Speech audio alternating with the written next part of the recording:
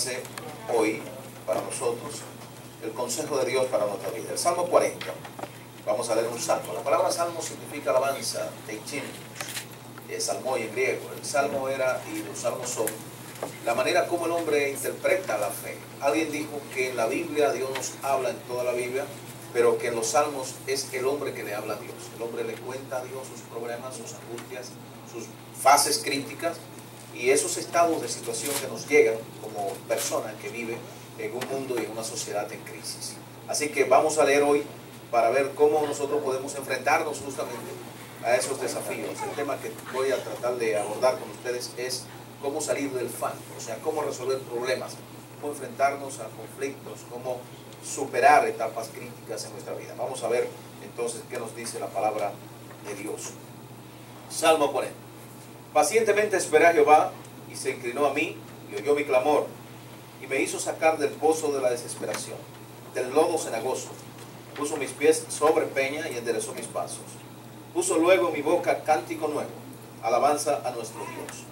Verán esto muchos y temerán y confiarán en Jehová.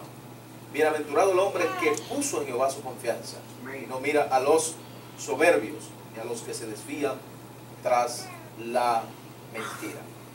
Repitamos al menos el verso 1. Verso, no versículo. Los libros poéticos no tienen versículos, sino versos. Pacientemente esperé a Jehová. ¿Y qué hizo él? Se inclinó a mí. Como resultado de haberse inclinado a mí, dice que él oyó mi clamor. Y el beneficio de que Dios haya oído el clamor de David es que entonces Dios lo hizo sacar. ¿De dónde? Del pozo de la desesperación, del lodo cenagoso, y puso sus pies sobre, enderezó sus pasos, y entonces, como resultante de eso, viene el cántico de liberación. Gracias a Dios. Vamos a orar. Señor Dios Todopoderoso, gracias por la oportunidad que nos da de compartir esta santa y común fe con estos valiosos hermanos y hermanas. Te pedimos que nos hables una vez más, que nos guíes a toda verdad y a toda justicia, que ponga en nuestro ser interno la actitud correcta para recibir tu palabra, para administrar tu designio y para comportarnos a la altura de nuestro llamado.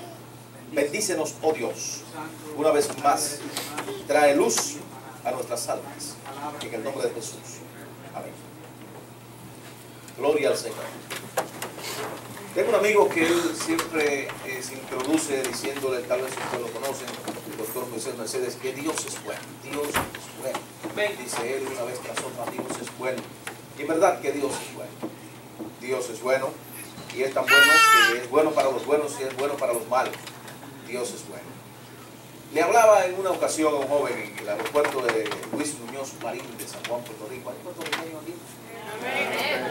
Qué bueno, gente valiosa y buena, todas.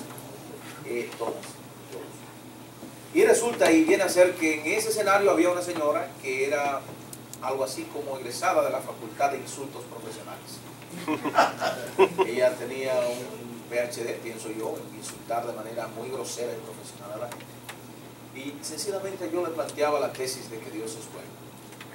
Junto a ella un joven que me escucha y me dice, Señor, si Dios es tan bueno como usted dice, ¿por qué Dios no ha hecho algo de valor con mi vida? Me impactó la actitud de este joven y sobre todo el contenido de sus palabras. Algo de valor con mi vida. Recordé haber leído en algún momento que se ha demostrado que nosotros tenemos la capacidad como ser humano de procesar un promedio de 14 toneladas de oxígeno cada 24 horas. En el mercado, la producción y comercialización de el oxígeno, cada 100 libras cuesta $60. Yo le hice al joven la siguiente recomendación, le dije, trata de respirar profundamente. Respiró, ya hazlo otra vez. Y para no lograr el insulto siguiente con la señora aquella, le dije, mira, tú y yo respiramos 14 toneladas de oxígeno cada 24 horas. Cada tonelada son 2 mililitros. Cada 2 mililitros son 20 quintales. Cada quintal cuesta $60. Si tú tuvieras que trabajar para comprar el oxígeno de un mes de vida o de lo que tú has vivido hasta ahora, ¿cuánto dinero debiste haber invertido solo en el oxígeno para tú estar aquí hoy en el Caruquén? definitivamente dio media vuelta y se fue. Y yo le grité, Dios es bueno. No voy a comprar ni siquiera el oxígeno. Así que dele gracias a Dios porque usted no tenemos cómo compensar ninguno de los beneficios que de Dios hemos recibido. Señores, normalmente nos vemos condicionados por una serie de factores de la naturaleza misma de cosas que pasan y nos afrontan una serie de retos, de desafíos y también de ventanas de oportunidades. Un reto, un desafío puede ser el final del camino o bien puede ser una ventana de oportunidad para que usted o yo salgamos de una situación crítica y pasemos al siguiente nivel. En ese sentido es donde radica la importancia de lo que le voy a predicar a ustedes. ¿Cómo salir del fango? ¿Cómo nosotros resolvemos problemas? ¿Cómo nos enfrentamos a los momentos cruciales de nuestra vida? Normalmente, en un estado o situación como el presente, nos reímos. Cualquier cosa que parezca tener algo de sentido de humor, nos produce eso, nos enciende la chispa del humor y nos reímos, a veces hasta de nuestros propios errores. Pero llegamos a un punto donde la cosa es tan seria que aunque queramos reír, no podemos reír porque tenemos que marcar un territorio de una situación específica. ¿Cómo lo hacemos? O sea, ¿cómo nos enfrentamos a una problemática, a una dificultad, a una situación crítica? Que procuremoslo o no, de alguna forma ha de llegarnos por circunstancias atenuantes de la realidad natural de las cosas y de las personas. Entonces es importante que tengamos, hasta donde sea posible, una especie de guía básica de cómo usted enfrentarse a un problema, cómo usted superar una crisis, cómo usted alcanzar el siguiente nivel en su vida. Lo primero que quiero establecer es que la palabra problema no forma parte del diccionario de Dios. La palabra problema no está concebida en el concepto de la teología como un recurso comunicativo que haya Dios provisto para nosotros. Es decir, la palabra problema no existe en el lenguaje de Dios ni en el lenguaje de fe. La palabra problema no forma parte de las herramientas comunicacionales que Dios nos ha provisto, porque en el cielo no hay crisis. Y como en el cielo no hay crisis, entonces Dios no anticipó el concepto problema como una dificultad, porque para lo que alguno se enfrente a tal o cual situación que pueda considerar problema, para el otro no lo es. Entonces el problema es una especie de algo conceptual, aunque tiende a ser real en función del impacto o efecto que produce en nosotros, pero tiene que ver con cómo nosotros concebimos la vida. Por ejemplo, yo leía esto un poco invertido desde atrás, me parece que dice, creo en milagros, ¿verdad que sí? Creo en milagros. Bueno, yo estaba dando una clase en una universidad en Lancaster, Pensilvania, y me introduje diciéndole a la gente, ya yo no creo en milagros. Yo no creo en un grado de maestría, doctorado, gente que se sabe la Biblia de tapa a tapa, hasta los mapas, que creen Adán y Eva y la culebra, los jinetes del Apocalipsis. Y yo le dije, ya yo no creo en milagros. Obviamente, eso impresiona los sentidos de un estudiante de la Biblia, que un profesor le diga de teología que no cree en milagros. Y traté de ponerle el sentido de lo que estaba diciendo. De verdad, yo no creo en los milagros. Con todo sinceridad. Yo creo en el que hace milagros. O sea, yo no creo en el milagro per se. Yo dependo del milagro. Es otro nivel. O sea, hay gente que solamente cree en el milagro. Hay otros que dependemos del milagro. Pero hay otros que estamos en otro nivel. Hay personas que somos un milagro. Que la misma realidad de vivir en el presente implica la demostración de una actividad milagrosa de parte de Dios. Entonces, no basta solo con creer en el milagro, sino en el que hace el milagro. Un poquito de teología para que se tranquilice, José. Entonces, en el cielo no hay crisis. La palabra problema es conceptual. Los primeros en asumir el concepto problema como parte de una herramienta comunicacional fueron los filósofos. Cuando la mente del filósofo llegaba a un punto donde está la frontera que separa lo racional de lo irracional, cuando ellos llegaban al punto donde la razón no podía razonar lo razonable, para ese filósofo era un problema. Porque habían barreras, y ahí es donde entra la fe. Cuando la razón, aquello que la razón no puede razonar, demanda creencia, demanda la necesidad de tener fe o anularlo. Por eso la ciencia normalmente, todo lo que no puede razonar dice que no existe. Y como Dios no es racionalizable, o sea, Dios no es posible razonarlo desde el plano de la lógica, entonces el científico promedio dice, Dios no existe. Pero gracias a Dios que tenemos aquí un científico que dijo, la ciencia me atrajo a Dios, el que está sentado ahí. Él dijo, yo llegué a Dios por medio de la ciencia, porque él comenzó a investigar todo lo que es posible saber, hasta que llega por vía de la investigación científica al descubrimiento de que todo termina en un punto. Todo esto que tenemos aquí debe haber sido hecho por una mano maestra, por una mente maestra, por un brazo creador, y ese es el punto donde estamos de acuerdo en que ese brazo creador es nuestro Padre, nuestro Dios, nuestro gran Señor y eterno Rey. Amén, gloria a Dios. Entonces los filósofos comenzaron a encontrarse con una dificultad. Teodoro, ustedes, los filósofos, teólogos, psicólogos, psiquiatras, locos, bueno, no, hay que ser sí. Él decía algo ayer, todo el que estudia psicología puede estar escondiendo una problemática en su estructura de personalidad. Es una manera de crearse un escudo para que quien pudiera ser censurado, no sea censurado porque es el que sabe cómo censurar. Entonces se crea una barrera. Lo felicito.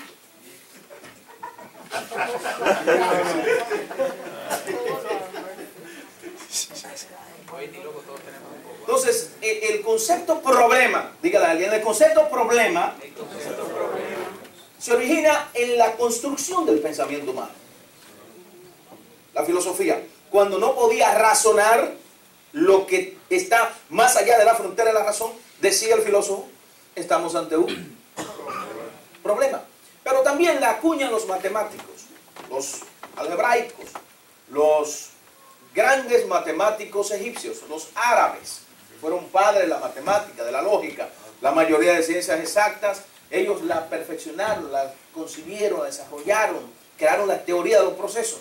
Pero llegaban a un punto donde una operación matemática, el matemático, el científico, no la podía encuadrar dentro de la lógica. Por eso, más allá de los números, le asignan un valor a la letra, un valor fonético a la letra, y sobre A más B da C, ¿y quién te dijo? Y A más B menos A, una cosa rarísima. Eso es para inventarse cosas que ellos no podían razonar, que no podían explicar.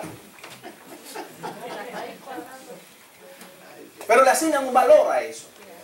Y te dice que el resultado de eso es algo que tú puedes cuantificar. Porque ellos establecían que lo que no podía la lógica medir numéricamente era un problema.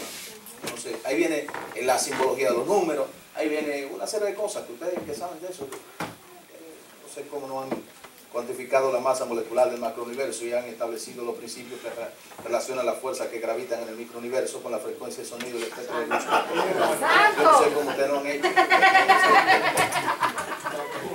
Una vuelta aquí para enfriar. Entonces, señores, padre que siempre tiene pico.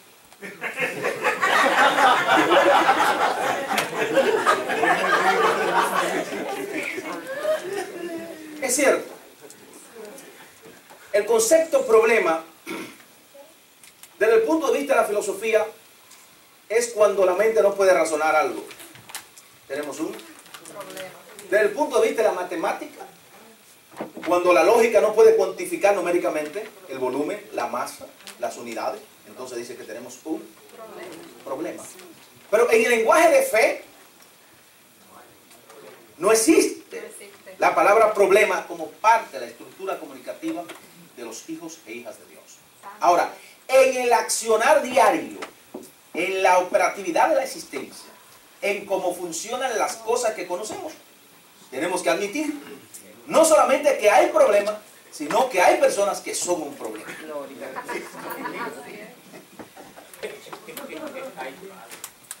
Siendo así, existiendo males, situaciones que adquieren la condición y característica de problema, y existiendo personas que activan las características de esas cosas que son problemas, entonces necesitamos saber cómo nosotros nos liberamos de los problemas, de las cosas que los producen y de las personas que los promueven, que desafortunadamente son bastantes. Santo, aleluya. Entonces, ¿cuánto tipo de problemas hay? Ya dijimos que si me dan permiso para asumir que hay cosas que son problemas y que hay personas que son un problema y que hay características de cosas y personas que degeneran en problemas, entonces permítame establecer cuántos tipos de problemas hay. abra su mente, abra su corazón, présteme su cerebro por un momentito, se lo voy a devolver en alguna forma, un poquitito alterado, ¿no? Pero sano, un poquitito alterado, sí, porque Albert Einstein dijo, cuando abres tu mente a una idea nueva, nunca volverá a su tamaño original. Usted tiene que salir de Adán y Eva la culebra y tiene que entrar en cosas mucho más profundas, tiene que entrar en dimensiones de comprensión de la vida mucho más profundas.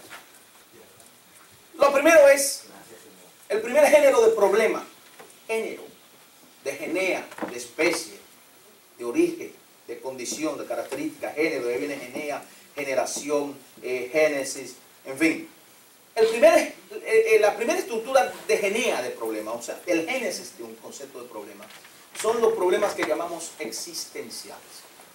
Los problemas existenciales son aquellos que nosotros nacemos y crecemos y no lo podemos anular, acabar.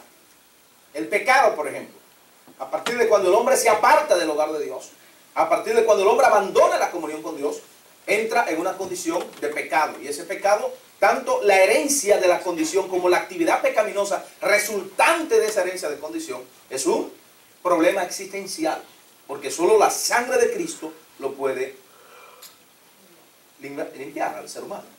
Pero también lo es el hambre, también lo es la pobreza, también lo es la desigualdad.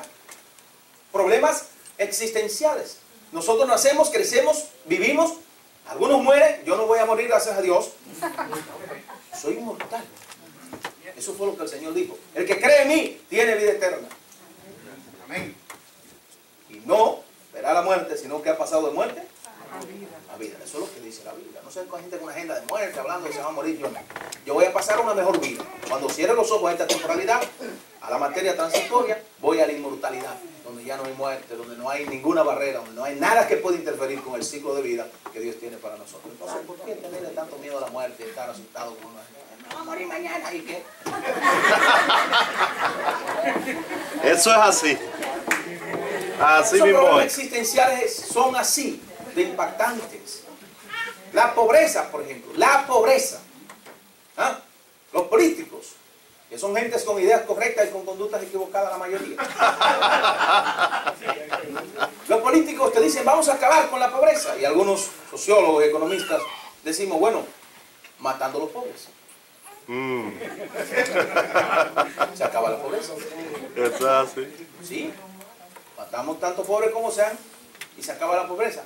Pero también en el campo de la teología y de psicología, nosotros que estamos de la sociología y la economía, entramos a la teología y a la economía y a la psicología, entendemos entonces que la pobreza es también un asunto conceptual. Es decir, la pobreza es relativa. Nadie es absolutamente pobre, de la manera que nadie es absolutamente rico. La Cruz Roja Internacional tiene un lema que dice, nadie es tan rico que no pueda necesitarla, ni tan pobre que no pueda ayudar a la Cruz Roja. Porque no es tan pobre que no pueda hacer algo por el prójimo, ni tan rico que andando en su carro de lujo tenga un accidente en la carretera y no tenga que requerir, a menos que te llame AAA. Triple A, digamos en español. Pero sí, en el concepto de esa institución, dice, en algún momento tú la vas a necesitar. Entonces la pobreza es una especie de algo como relativo. La pobreza y riqueza no es absoluta en esta edad presente. No hay pobreza absoluta, no hay riqueza absoluta. No hay alguien auténticamente rico que no se pueda considerar que no tenga algo de pobreza. No hay alguien tan auténticamente pobre que no se pueda considerar que tenga algo de riqueza. Alguien dice, nada hay tan bueno que no tenga algo de malo. Y nada hay tan malo que no tenga algo de bueno. O sea, porque la pobreza es proporcional a con quien usted se compare.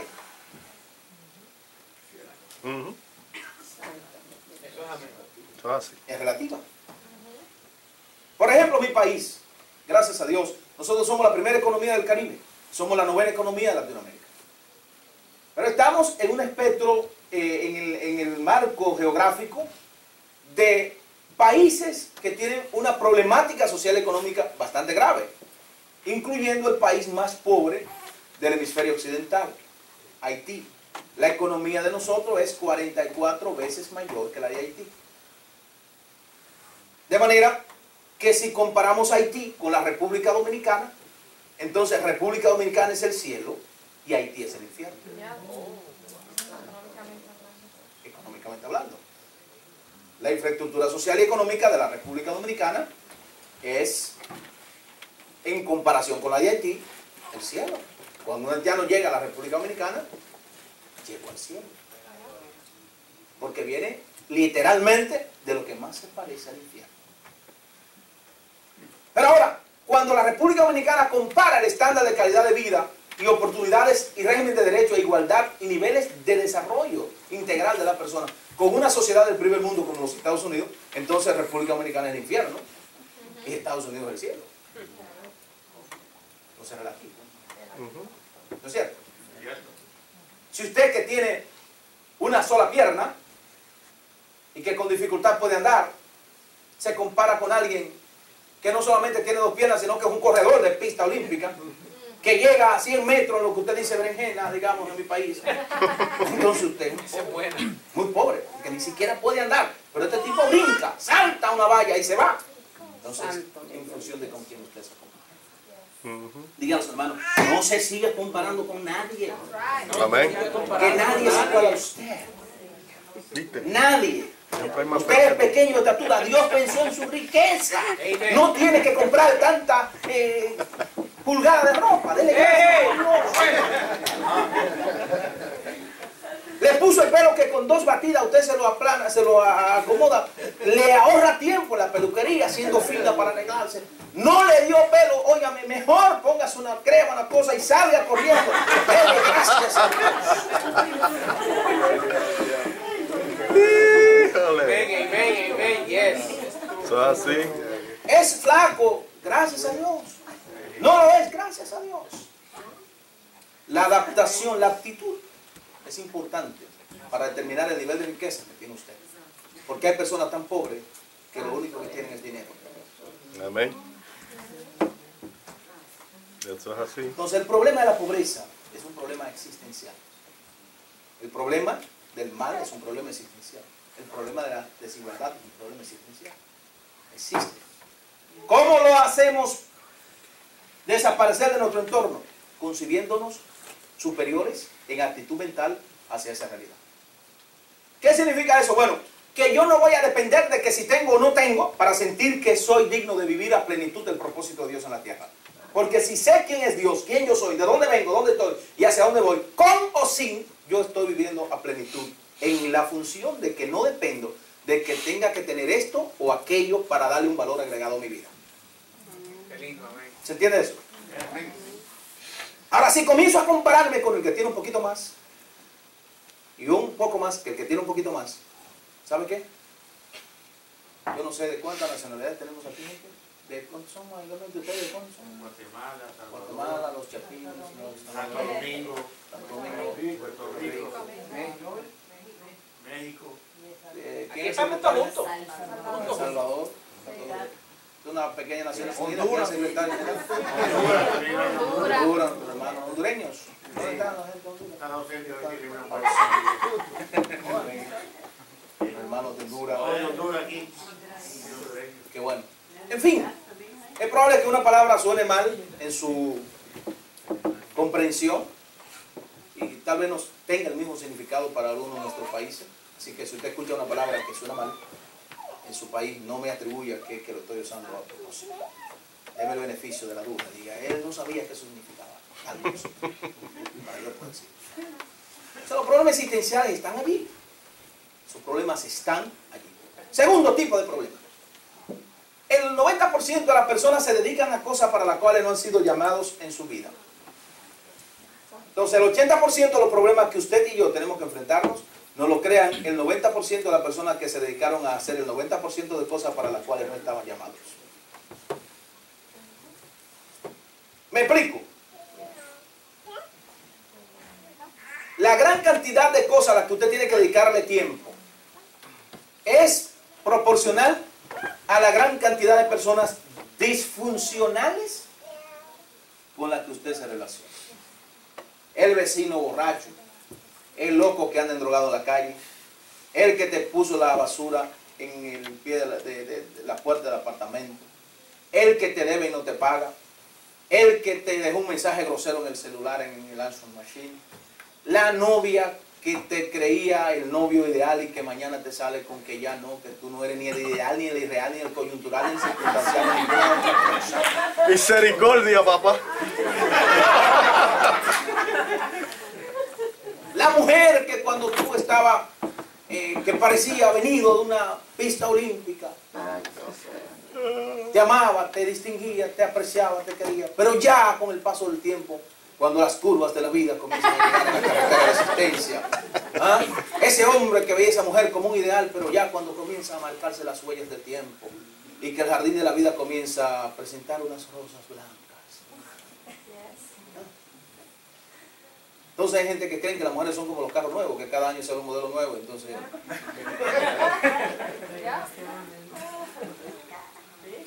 La psicología de la sustitución. En Europa le dan 10 años al matrimonio. El matrimonio que 10 años en Europa, los carros le dan 10 años de garantía, 10 años de matrimonio. Nosotros en Latinoamérica vamos por ahí. Vamos, pero nos estamos acercando temerariamente a esa condición. Bien, el caso es que esos problemas llamados transferenciales son originados por terceras personas. Déjenme preguntarle algo. ¿Usted sabe lo que significa la palabra PIC? En México significa algo. ¿Mexicanos aquí? ¿Mexicanos? Sí, hay uno. Mexicanos, hermanos mexicanos. Órale, hermanos, son la gente más ahora.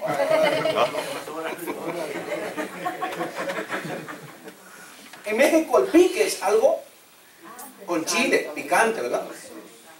Pique. En Guatemala también. Chapines. La lengua adormecida. Adormecida. Wow, tremendo. Pero para nosotros en Dominicana y algunos países del Caribe, pique es que ira. Le dio un pique, es igual decir, le dio una rabia. Y con la palabra que en algunos países como México, para nosotros no representa nada, cogió un pique, por ejemplo, pero para los mexicanos. Un pique con Juan. Levánteme la mano los que se levantaron de mañana y dicen, tengo un pique conmigo mismo hoy.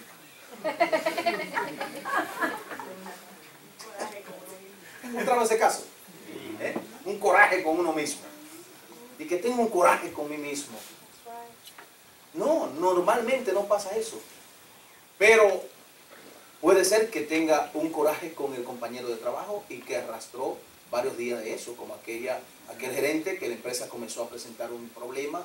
Él fue gerente corporativo de la Texaco Caribbean, él sabe lo que es la gerencia corporativa. Y la empresa comenzó a bajar y los números no le daban en los cuadros financieros. Entonces el hombre tuvo un problema con la mujer en su casa, su esposa, el dueño de la empresa, el gerente. Y llega a la empresa y llama a la asistente administrativa, la secretaria, que se llama asistente administrativa, y le dice, el informe financiero que te pedí ayer, tiene una hora para que me lo traiga. Y si no, te dan por cancelada, despedida. Y ella dice, señor, pero usted no me ha pedido ningún informe. Y ella baja a la asistente de ella y le dice, el informe que te dije que me presentara, tiene menos de una hora para que me lo traiga, o si no, te da por despedida. Y él dice, pero señora, usted no me ha hablado a mí de informe en ningún momento. Mira, entonces ella le dice, pero que usted no me dijo de informe, yo no tengo cómo hacer un informe. Te dan por despedida. Y cuando ella llega a la casa, le dice a los niños, mira, el gato que te dije que me amarre ayer, si no me gusta el gato.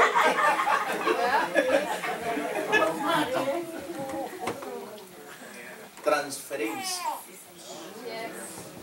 El gerente tuvo problemas en su casa con su esposa y hasta el pobre gato.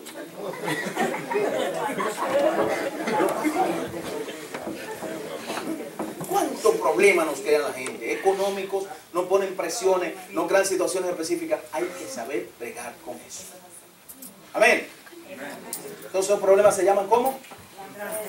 Transferenciales, porque son producto de...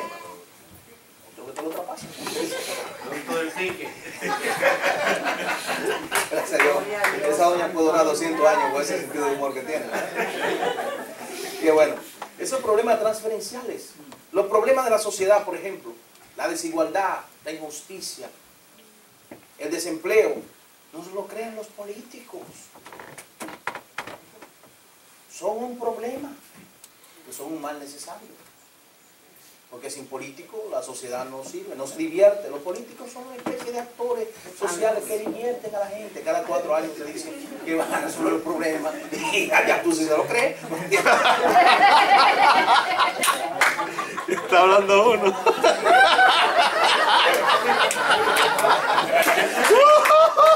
Se metió la pata.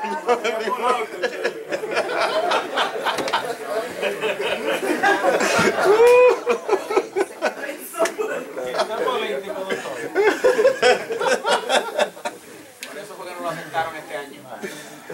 Ay, gloria a Dios. Gloria a Dios, santo, aleluya. Definitivamente. Definitivamente, porque decía Charles de Gaulle que la política es algo tan serio que no se la podemos dejar solamente a los políticos.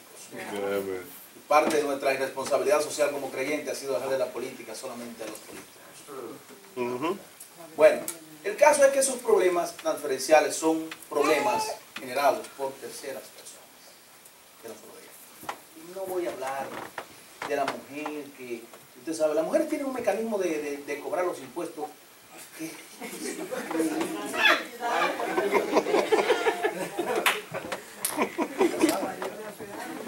yo tengo 20 años estudiando la estructura de la personalidad de la mujer.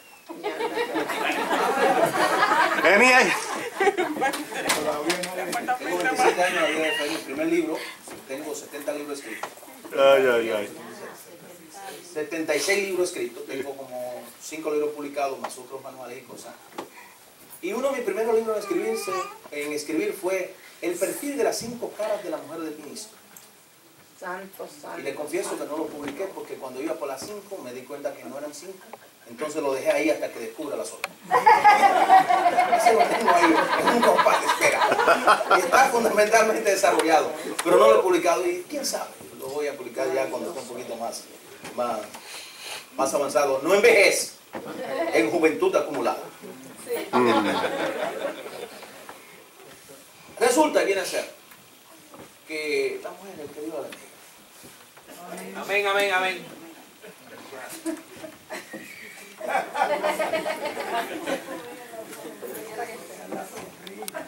Mi alma te alaba, Tomen esto Padre. para la figura de la mujer. Yo soy, mire, un defensor por principio de la persona de la mujer. Gracias a Dios por la mujer, porque son madres de los varones y ellas son más de la mitad de la población mundial. Controlan a uno.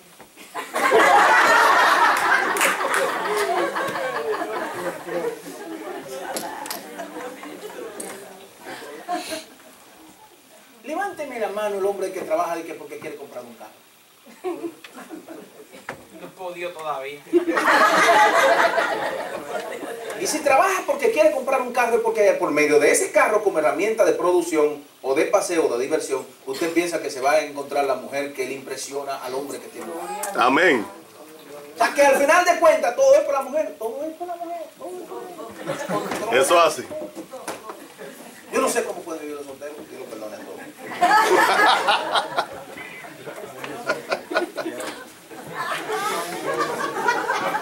Un mal Esa es necesario. otra tesis de estudio. Vamos a analizarlo. Hay que analizarlo. Hay males necesarios, ¿verdad? Bueno, ya se rieron un poco las mujeres, gracias a Dios con la iglesia que tiene un buen sentido del humor. Gracias a Dios. Pero mire, el tercer tipo de problema son los problemas autoinducidos. Esos son graves. Porque esos no son sistémicos, no son estructurales, no son transferenciales. Son aquellos problemas que yo, por temerario, por desafinado, por imprudente, porque no escucho, por obstinado, porque no me asocio con las personas correctas, porque no tengo prioridades correctas, porque no atiendo al llamado de Dios, al llamado de la circunstancia, a la experiencia de la vida, a lo que le ha pasado a otro, a lo que dictaminan determinados procesos y principios. Y entonces tomo mis propias decisiones porque yo soy. Entonces esos problemas que yo me busco son difíciles de resolver porque no son que me lo impuso una circunstancia, sino que yo me lo busqué. Son graves.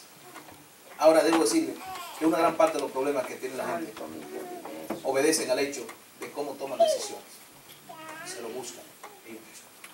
El hombre que va ante Dios a orar y entre otras cosas le dice, Señor, mira, usando la escuela de Adán es la mujer que me diste. Entonces el hombre va donde Dios y le dice, mira, Señor, la mujer que tú me diste. Y el Señor le dice, ¿qué?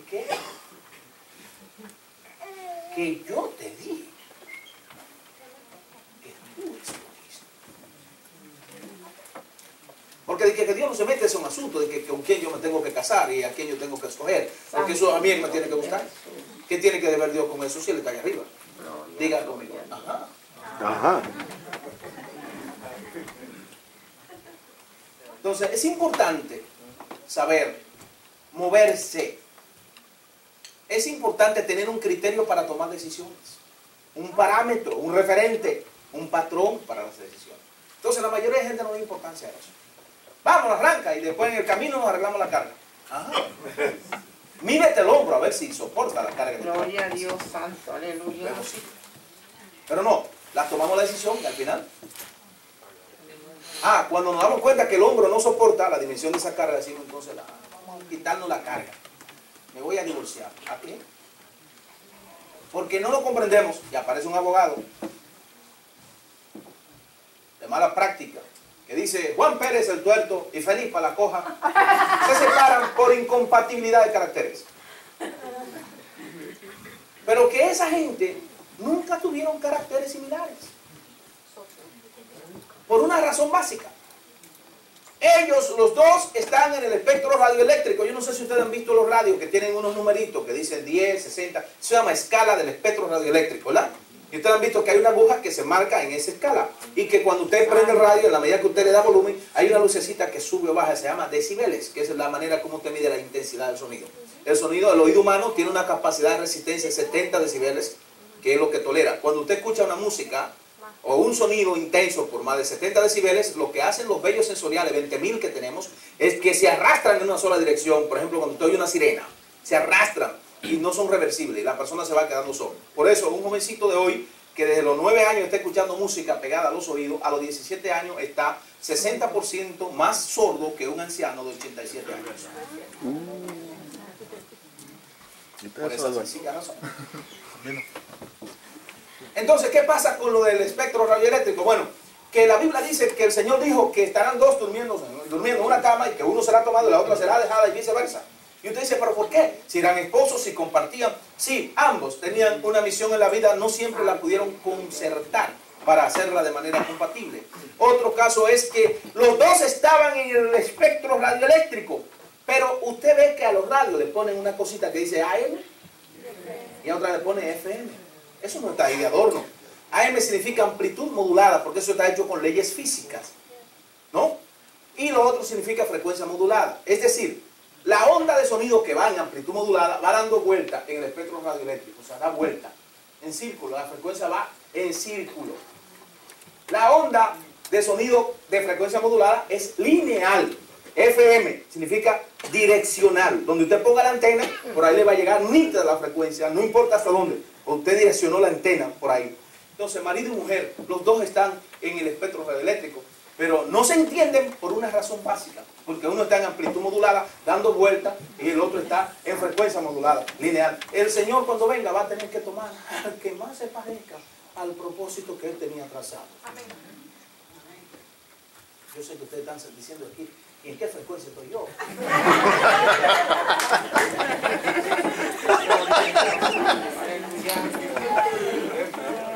Ay, padre, te voy a decir que así estoy en el FM. Gracias a Dios que Francia no. Entonces es un problema autoilusivo. Problemas que uno se busca. Problemas que uno se busca. La gente se busca problemas.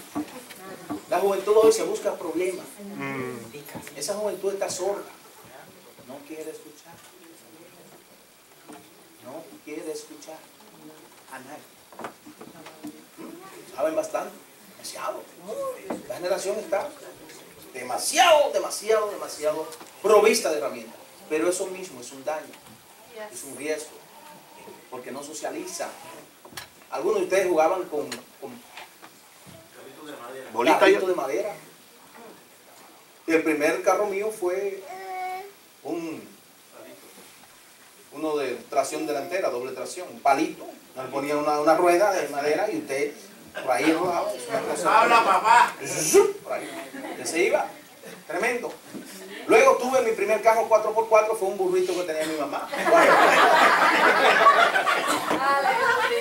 Gloria a Dios santo. Y uno jugaba, perdón, Teodoro, usted no me conocía así, que tan chistoso. Yo sé que José está diciendo, ¿qué fue lo que yo le traje al pastor Roberto Flores? No, está bueno, está Este bueno. hombre, ¿cómo es eso? No, estamos acostumbrados a ver los predicadores un tanto austeros, un tanto, ¿verdad? Estoy diciendo cosas serias, aunque me río, ¿no? El caso es que esta generación es diferente a la nuestra. Nosotros socializábamos, nosotros teníamos vehículos de conexión. Santo Dios de Jesús. ¿Ah? Nos bañábamos en el mismo arroyo, en el mismo río. Jugábamos de noche a la escondida y no pasaba nada con la jovencita. Hoy de día hay que estar sobre los muchachos. ¿Y por qué? La generación, los patrones del comportamiento, los patrones del pensamiento han sido contaminados. Un muchacho a los 9 años ya ha escuchado 17,000 malas palabras. Santo mi Dios vive. Y lo va codificando.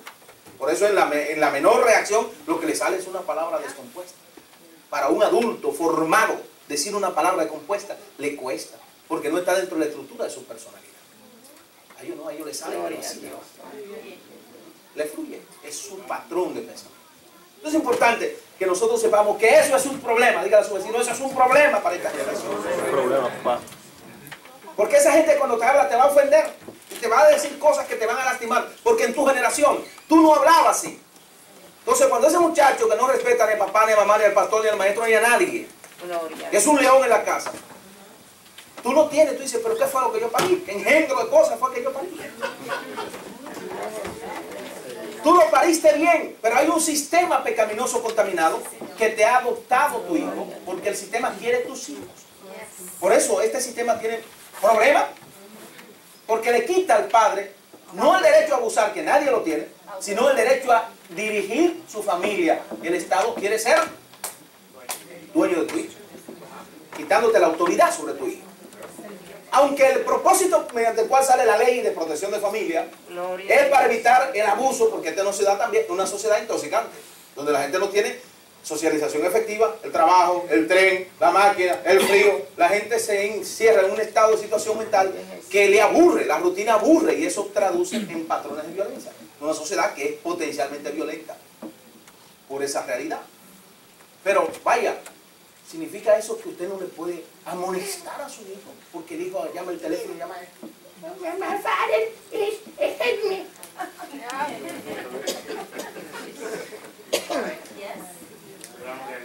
Oiga, no es posible. No es posible que el adulto abuse del niño, pero tampoco es posible que el niño abuse del adulto. Santo. El sistema tiene que ser equilibrado, tiene que tener una normativa justa, ¿verdad? Donde establezca una frontera de responsabilidad compartida. Pero esta generación es sumamente insolente. Y eso está amenazando los cimientos de esta sociedad. Y por desgracia, ni siquiera se le permite mencionar el concepto de Dios, porque hasta del dólar lo quieren quitar. Dígale a su vecino, ¿dónde vamos a ir a parar?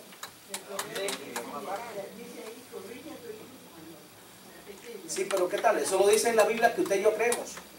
Pero cuando el concepto de Dios es arrancado de esa generación, ni siquiera en esto creen. O sea, es un libro muerto para ellos, porque no tiene ningún tipo de valor moral, porque no tiene ningún tipo de valor moral.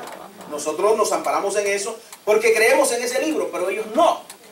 Es que no tienen ninguna vinculación, porque le están diciendo, mira, el diseño inteligente no existe lo primero, eso fue un invento, ¿eh? Nosotros somos el resultado del Big Bang, una gran explosión cósmica, de ahí salió todas estas cosas que tenemos, y el que más avanzó fue el hombre, pero viene de un mono hediondo, porque hay gente que prefiere llamarse hijo de un mono hediondo antes que reconocer que somos criaturas de Dios, hechos por Dios, mediante un diseño inteligente. O sea, esa generación está salvaje.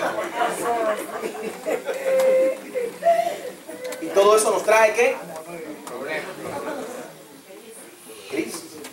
Abundando hacia el final, ya voy a terminar, diga, ay, qué bueno. Los problemas autoinducidos son problemas serios. Finalmente están los problemas mentales. Dos géneros, problemas más. Mentales. Que están aquí. La mente es un campo de concentración. Si el enemigo controla tu mente, controla tu vida. Gloria a Dios. Por eso Jesús dijo, y conoceréis la verdad, y la verdad os hará libres. La verdad conocida me liberta. La verdad aplicada me transforma. Y la verdad que me transforma me compromete. ¿Ah? Vamos conmigo. La verdad conocida libera. La verdad aplicada transforma. La verdad que me transforma a mí tiene poder para transformarte a ti. ¿Qué me transforma a mí? Entonces, la mente es el campo de batalla. Y el gran universo del problema son de estado, de situación mental de la persona. Cuando usted escucha un evangélico diciendo, loco por Jehová, loco por Cristo, no vaya muy lejos sobre la tesis de que es verdaderamente loco. Porque hay gente que de la única manera de usted asumir que puede seguir viviendo con ellos en este planeta es atribuirle la condición de loco. Porque hacen cosas que son de loco. Y lo peor de todo es que la hacen en nombre de Dios. Es la locura evangélica. ¿Qué están los locos de Jehová? ¿Lo qué? No. Si la Biblia dice que cuando Jesús salvó al endemoniado gadareno, que andaba haciendo de la suya, dice la Biblia que después del encuentro con Jesús, él resultó estando sentado, vestido y en su juicio cabal. Sentado, vestido y en su juicio cabal. Entonces, si esa condición se deriva de una experiencia con Jesús, ¿cómo es posible que nosotros, después de estar en Cristo, sigamos diciendo que estamos locos? Porque a Dios le plació salvar con la locura de la predicación mediante la concepción filosófica de los griegos, que no podían explicar por la filosofía cómo es posible que aquí un hombre divino se metió en el vientre de una mujer sin un proceso de gestación y que de ahí salió una vida. Eso es una locura. Porque hasta ese momento no se tenía método como para decir que un esperma de naturaleza indefinida pudo entrar al vientre de la mujer y producir una vida que tenga relación conmigo, con mi realidad, o que me obliga a mí a tomar una decisión en función de su realidad. Eso es una locura. Entonces, por medio de esa locura, los griegos no entendían eso de la fe. Pero no significa que el evangélico tiene que ser un loco. Sin embargo, lo que se ha creído es que siendo evangélico, tenemos que ser o actuar como locos. Y definitivamente, actuamos como locos. En muchísimos casos. Es más, las iglesias están llenas de gente loca. Maravilloso. No cuidan su familia, no cuidan su fe, no Alaba, tienen si hábito de puede. responsabilidad, llegan tarde al trabajo, llegan tarde a la iglesia, no tienen hábito de compromiso, es un loco, es una locura. Porque una persona en su sano juicio tiene hábito de responsabilidad, cuida a su familia, cuida a su alma, responde por sus obligaciones, tiene hábito de compromiso, respeta las normas, comparte las normas, enseña las normas, vive las normas, pero hay una generación de creyentes que lo único que sabe es romper con todo tipo de normas. Está loco. Dígale a su vecino, ¿y usted? ¿Y usted? Sopica, Javier. ¿Qué? Desde que empezó.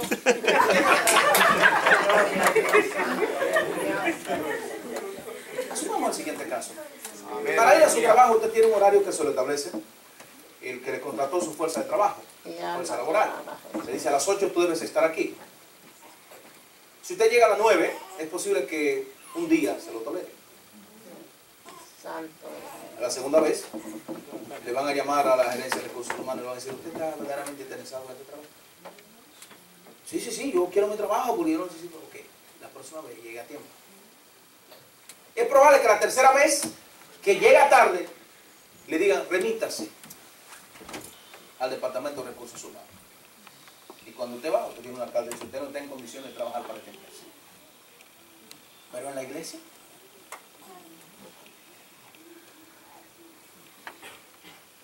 miren, hermanita, que Dios la bendiga, ella no me está diciendo, ay, sí, es verdad. Miren, en la iglesia usted dice, hermanos, el culto comienza a las 8. Y lo peor del caso es que nadie entiende el lenguaje del pastor.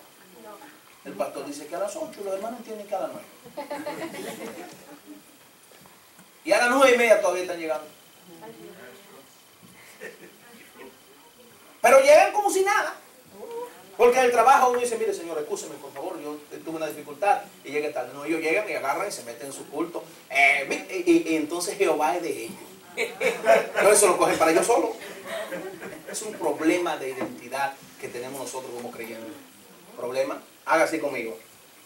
Pónganse la manito todo aquí, no me ofendan. Los quiero mucho a todos.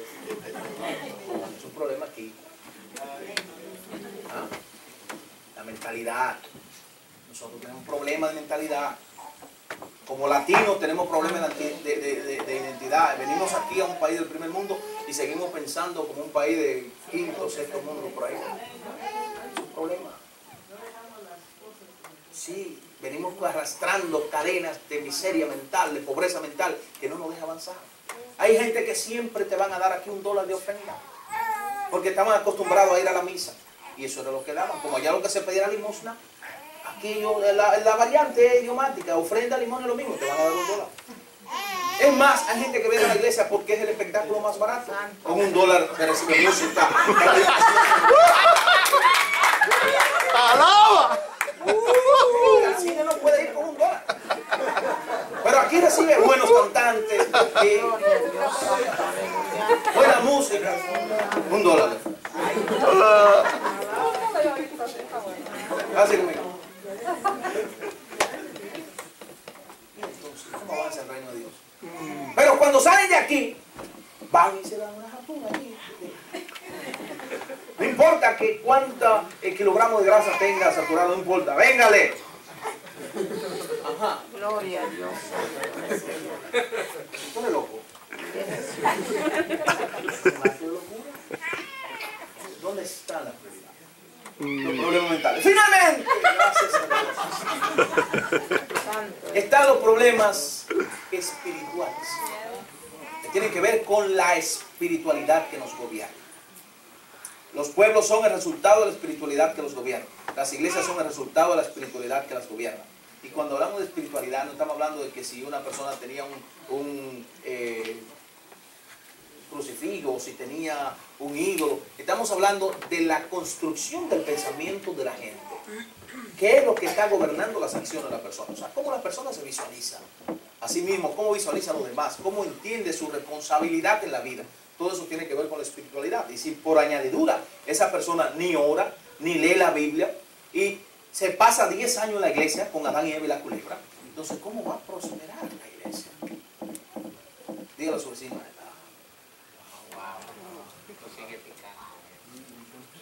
Sí, hay gente que se pasa en la vida ahí, hermano. El mismo coro, y ya no cantan ni coro, es un corazo.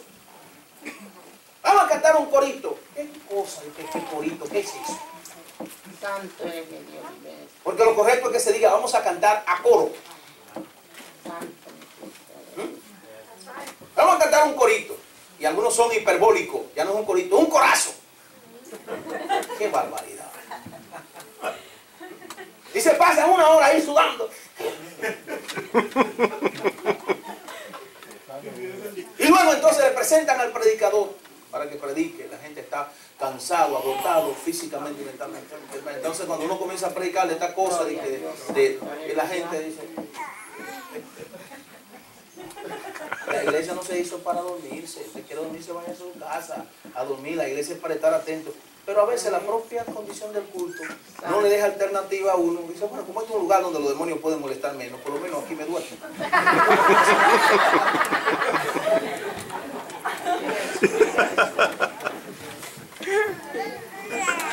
Ay, ¿Cómo Señor. resolvemos problemas?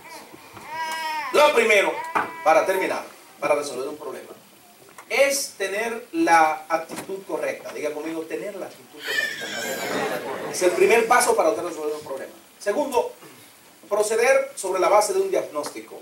Ninguna enfermedad se cura o se trata sin un diagnóstico. Tiene que saberse intérprete de su realidad. O sea, usted tiene que entender lo que le está pasando. Por eso cuando usted va al médico, el médico le dice, señora, ¿y qué usted cree que le pasa? ¿Dónde es que le duele? Dice, tengo un dolor aquí, doctor, que cuando yo hago así se me va para acá. Y el médico dice, probablemente tiene una desviación en la columna, pero te va a mandar a una radiografía porque él no está seguro de que tú tengas una desviación. Es el diagnóstico. Tercero, para usted resolver un problema, tiene que tener una comprensión de quiénes son sus aliados en la solución de ese problema. Hay gente que nunca pasan de una situación crítica porque nunca aceptan que necesitan ayuda. Tiene que tener una actitud correcta. No importa cuánto sepa usted o no sepa, necesitamos ayuda. En algún momento necesitamos ayuda de alguien. Es una actitud correcta para enfrentar el problema. Tercero, el cuarto paso para enfrentar un problema, dice aquí, pacientemente espere a Jehová. Hay que ser paciente. Hay problemas que no son de fácil solución porque son problemas que venimos arrastrando. Tienen que ser tratados de una manera progresiva para usted poder superarlo. Quinto, la mejor ayuda para enfrentar un problema es recurrir al campo de la fe. Usted puede ir al psicólogo, al psiquiatra, todos esos son recursos que Dios ha puesto. Pero sin su fe definida, firme y puesta en el Señor, le va a dar trabajo superar cualquier problema, por simple o complejo que sea. Ahora, si usted tiene fe, no hay problema, porque en el diccionario de Dios no existe la palabra problema. Si usted tiene la fe correcta en el Dios verdadero y usa los canales correctos, no hay forma de que usted no pueda salir de la peor de la crisis, porque Dios estará allí para que esa fe que usted tiene en Él sea honrada y sea puesta al servicio de su victoria, de su salud, de su sanidad, de su liberación y de su paz perfecta y su vida inextinguible. Entonces, poner la fe en el Señor implica reconocer que nadie es mejor ayudador que nuestro Padre Dios. Pero es ayudador. Importante, aun cuando Dios va a hacer un milagro en la vida nuestra, Él lo que hace es que nos ayuda a desarrollar la fe para que el milagro pueda suceder. Por eso Jesús, cuando iba a sanar a alguien, le decía: hijo, ¿quieres ser sano? Vaya, lo viste, tiene necesidad, es un paralítico, está ciego. Y le pregunta que si quiere ser sano. Claro que sí. Pero él debía confesarlo, o sea, tenía que participar en la solución. Hay gente que cree que los ángeles van a traerle un baúl de dinero para ellos resolver su problema. Pero no van a la escuela, abandonaron la escuela, abandonaron la universidad, no tienen vocación de trabajo, son desorganizados y están hablando de prosperidad. Y que el ángel de Jehová va a descender con la prosperidad. Ningún ángel de prosperidad. La prosperidad viene por tu fe, por tu disciplina, por tu trabajo, por tu dedicación, por tu compromiso y por tu fidelidad, incluyendo el diezmo de José. Amén, amén. El trabajo viene por ahí, superándose. Diga a su vecino, superándose. No, que ya yo tengo 50 años, ¿cómo me voy a ir a la escuela? Si viviste 50 años por debajo del nivel de la vida, métete 5 a estudiar para que lo que te restan de vida, si vas a vivir 80, tú lo vivas por lo menos en el nivel de la vida. No, que ya yo estoy muy viejo y loro viejo no aprende a hablar. Pues cambia el idioma y entonces a ver si ese loro habla algo. Pues van aquí conmigo, aquí conmigo. Los latinos tenemos ese problema, que nos asignamos a un nivel. No es que yo soy latino y yo no puedo triunfar aquí en el nivel de los americanos porque yo no tengo los ojos azules. Usted puede triunfar donde quiera que usted se alíe a Dios, usted puede triunfar. Porque la bendición de Dios no es un lugar, la bendición de Dios es estar en su voluntad. Y donde quiera que usted esté en la voluntad de Dios, usted puede prosperar. Mire, yo le he dicho a gente, si Dios se va al infierno, yo me quiero ir al infierno. Porque lo que me interesa a mí no es el lugar como tal, es quién está allí. Si Dios está en el infierno, yo voy para el infierno porque es lo que yo quiero, estar al lado de Dios. Porque eso es lo que me da respuesta. Isaac sembró en Gerar en medio del desierto y allí le dio 100 por 1. Hay gente que siembra en el valle y ni allí se le da porque son vagos. ¿Y qué? Hay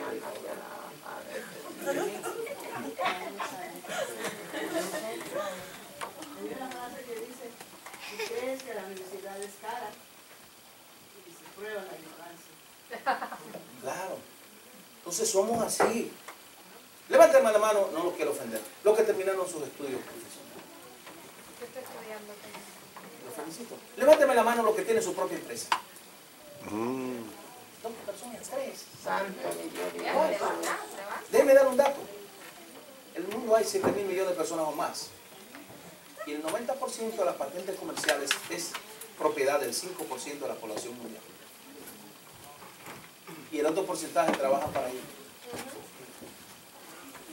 Mientras usted se levanta temprano a abordar el tren para ir al trabajo, el dueño de la empresa está allá en Santa Cruz, Tenerife de España, en la Arena Blanca, y usted trabajando para un impío, para que el impío se dé la buena vida. Y usted religiosamente para el trabajo. ¿Por qué es que el Señor dijo que el que no trabaja, que tampoco come? Yo tengo que trabajar. Sí, pero tú también puedes ser el dueño de la empresa. Tú también puedes ser el emprendedor que crea un proyecto nuevo, que descubre un mecanismo nuevo de hacer aporte a la humanidad. ¿Por qué tienes que ser tú el empleado? ¿Por qué tú no puedes ser el empleador? Amén. Y ahí está mi hermano conmigo, gracias a Dios que al final del camino nos entendimos. ¿Por qué no puede ser el empleador? Sigue picando. ¿Por qué tienes tú que trabajar para alguien? ¿Por qué? No puedes ser tu propio empleador, tu propia empresa, tu propio proyecto, tu propia visión de la cosa.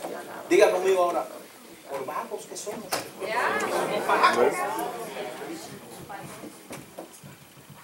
Somos vagos, porque nos conformamos con migajas. $300 semanal, 10 años en Estados Unidos. ¿Cómo? Tenemos $300, con eso yo estoy bien. ¿Cómo? 15 años pagando renta, $1,800. Y la pagan religiosamente.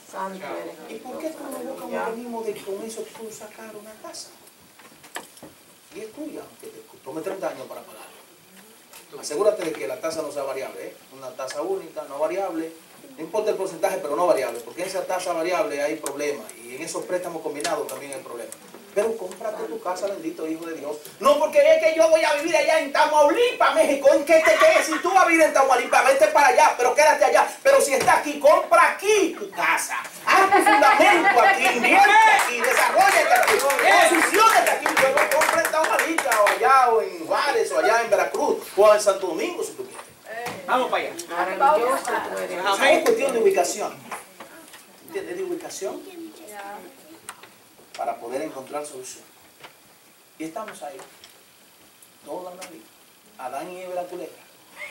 $300 semanal. Gloria a Dios santo. El mismo carro.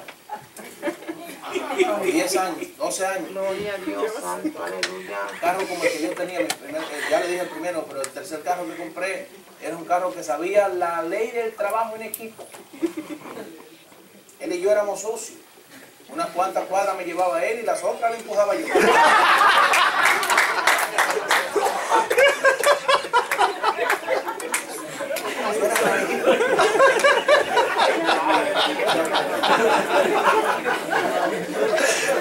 Yo voy a votar por usted.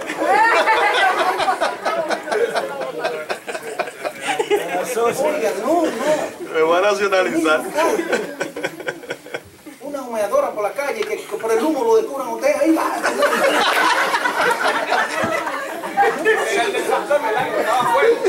Ese no es el ideal de Dios para usted.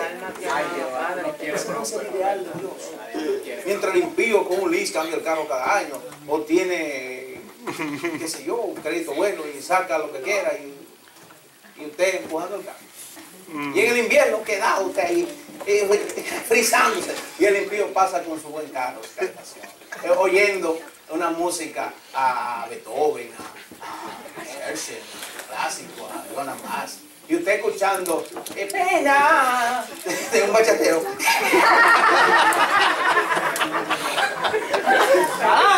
¡Alaba! Que ese no es el ideal de Dios para usted. Gloria a Dios. Lo único que usted no puede cambiar cuando se le venga el gana, que nunca debe venírsele tal cosa, es la mujer. Bueno, pero después todo lo que usted pueda cambiar, cámbielo.